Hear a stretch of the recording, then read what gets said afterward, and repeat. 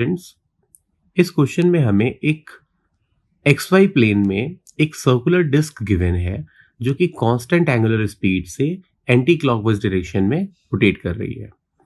इस डिस्क का half portion shaded है और हाफ अनशेडेड, जैसा कि आपको दिखाई पड़ रहा होगा।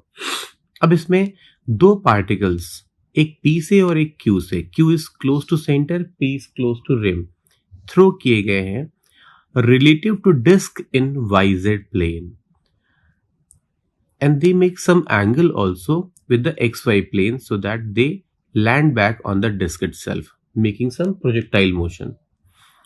Okay, अब हमें ये पता करना है कि वो कहाँ पे गिरते हैं, शेडेड रीजन में या अनशेडेड रीजन में। तो let us start with Q। अगर हम Q की बात करें तो Q हमें दिख रहा है Q is very close to centre.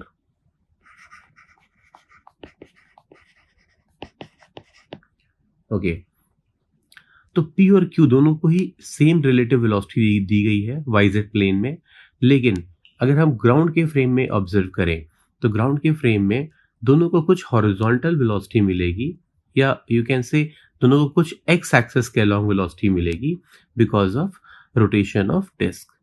लेकिन Q क्योंकि सेंटर के बहुत क्लोज है तो हम ये मान सकते हैं कि Q को जो वेलोसिटी मिलेगी वो बहुत कम मिलेगी। देखें, जैसे आप देख सकते हैं कि Q की डिस्टेंस O से बहुत क्लोज है, लेट इट बी R1, तो इसको जो वेलोसिटी मिलेगी लेफ्ट में due to circular motion of disc, that will be omega R1, और ये होगी बहुत स्मॉल। इसको लिख लेते हैं ओमेगा R1। इसके अलावा इसके पास एक और वेलोसिटी होगी YZ प्लेन में, जिससे ये प्रोजेक्टाइल मोशन करेगा। तो ये प्रोजेक्टाइल मोशन करते करते ओमेगा R1 की वजह से ये लेफ्ट में भी आएगा। ओके, लेकिन इसके नीचे की डिस्क भी ओमेगा से घूम रही है। ओके, तो देखें, हम अगर सेंटर से R की तरफ की जो लाइन है, इनके इन पॉइंट्स की बात करें, ये इन पॉइंट्स की बात करें जो इस Q पॉइंट से आगे हैं, तो देखिए इन पॉइंट्स की जो स्पीड होगी वो स्पीड भी होगी लाइक ओमेगा R, फिर R is the distance from centre of these points, लेकिन ये स्पीड ओमेगा R1 के कंपैरिजन में काफ़ी ज़्यादा होगी।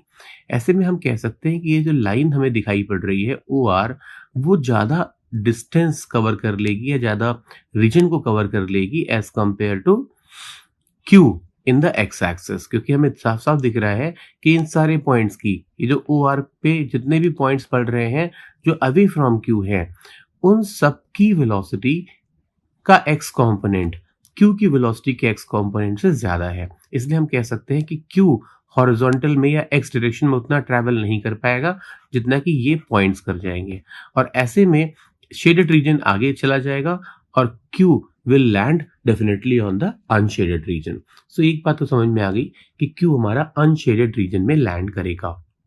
ओके, अब बात करते हैं हम R की। R की बात करें, सॉरी R नहीं, सेकेंड पॉइंट इज P। तो P की बात करते हैं। देखिए P हमारा बिल्कुल रिम से फेंका गया है, और अगर P रिम से फेंका गया है तो P की जो एक वेलोसिटी तो डिस्क रिलेटिव होगी, वो तो YZ प्लेन में है, जिससे उसका प्रोजेक्टाइल मोशन होना है। लेकिन प्रोजेक्टाइल मोशन होने के साथ साथ ये राइट में भी जाएगा ग्राउंड फ्रेम के रिस्पेक्ट में, क्योंकि इसको एक वेलोसिटी मिल जाएगी because of circular motion of disc, and that velocity will be omega R।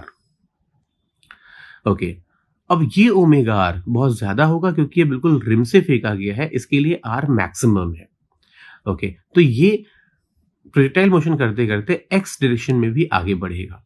Okay, लेकिन ये जो पॉइंट्स हैं OP के बीच में, ये पॉइंट्स भी आगे बढ़ेंगे with some velocity of circular motion, और ये वेलोसिटीज ओमेगा R, ये वेलोसिटी ओमेगा कैपिटल R से काफी कम होंगी, जस्ट बिकॉज कि इन पॉइंट की डिस्टेंस O से कम है, और इवन ये ऐसे टर्न भी कर रहा है, बट हम कह सकते हैं एक्स डायरेक्शन में ये वेलोसिटी कम होने के कारण ये जो लाइन है OP, वो कम डिस्टेंस या कम एंगल कवर कर पाएगी as compare to this point R, जिसकी वेलोसिटी है कैपिटल आर ओमेगा, जो मैक्सिमम है एक्स एक्सिस के अलोंग। इसलिए हम कह सकते हैं कि अगर ये वापस डिस्क पे कहीं गिरेगा तो ये अनशेडेड रीजन में ही गिरेगा, क्योंकि इस पॉइंट पी की वेलोसिटी का एक्स कंपोनेंट बाकी पॉइंट की जो ओपी पे पड़ रहे हैं उनकी वेलोसिटी के एक्स कंपोनेंट से बड़ा है।